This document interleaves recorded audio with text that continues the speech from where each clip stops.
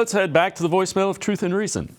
I believe Stefanski should have to give up the play calling because everybody's giving him credit for the record we have. But we got to give AD the credit for the record that we have. The record we have is because of the players. The players we have can take us to the playoffs. We need a coach that's going to take us to the Super Bowl. He's a great play caller, but when it comes down to situational play calling, that's where he chokes, and that's what takes us to the next level. As always, appreciate all the voicemails. Quincy, again, I disagree. No, you're on your fourth and fifth tackles. You didn't know what you were going to have with Jerome Ford. He's been pretty good for the most part. Kareem Hunt was on the couch at the beginning of the season. You got a rookie quarterback. You got P.J. Walker, who have started more games than Deshaun Watson, and you're a game behind. You're a game behind in the loss column to the top seed in the AFC. I don't know what more you want this guy to do. Do people think that they should be 9-2 right now? Like, I don't. What is the expectation again? Like, you're in the best case scenario. There's nobody holding anybody back, though. The team's good. Even though they've had a ton of injuries, the coaching staff's been excellent, making sure that you can get somebody prepared. Like, the coach's job is usually what you could do when one of your players goes down. What are you going to do for next man up? This team's been one of the best next man up teams in the NFL, and we get nonstop calls about why the coach needs to be fired every week. Again, y'all got to let it go, man. They're 7-4. They're a good team. They're a good coach team, a well-coached team.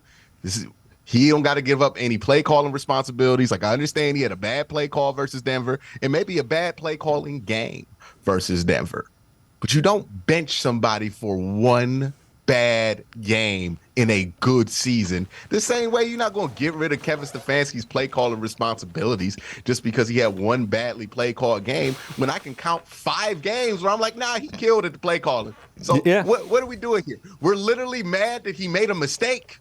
Yeah. Like, is the expectation for him to be perfect all the time, make the best decision possible every second, or is the expectation to be good enough to help the team try to reach their goals despite adversity? And they're 7-4, so go achieve.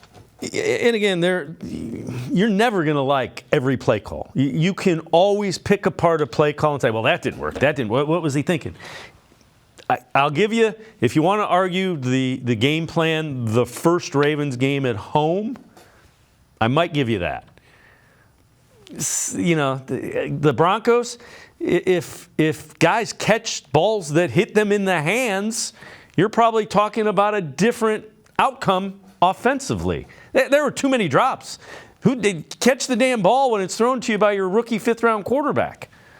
Dave, we don't even need that. They can have all them drops. If DTR just doesn't go out that game, you probably win it. Like, it was looking that way. You were about to win this game with DTR coming back on the road from another 14-point down. But then P.J. Walker came in there and the wheels came off the bus, right? Why are we so unwilling to accept what happened, right? Like, we all saw it. They were coming back with DTR in the game. He gets a concussion, doesn't come back in, wheels fall off the bus for P.J. Walker because he fumbles the ball like on 3 straight possessions. And that's why you lost. It ain't the play calling. It ain't this and that. That's what happened. You want to talk about the players? That's a player issue where it's like, okay, well, you're down to your third quarterback, and he fumbled 3 times. Nobody's winning in this. Andy Reid is losing that game, dog. Like, I promise you, put any coach you want in that situation, they're walking away with the L. You know how I know this, Dave? You know who else lost to the Broncos with a starting quarterback still in the game? Andy Reid. Should they fire him? Should they fire Andy Reid? He must have had a couple bad play calls in that game. Andy Reid has bad play calls all the time. Should the Chiefs demote Andy Reid's play calling abilities because he has a couple bad play calls this year? I want to know. Can somebody call in on that?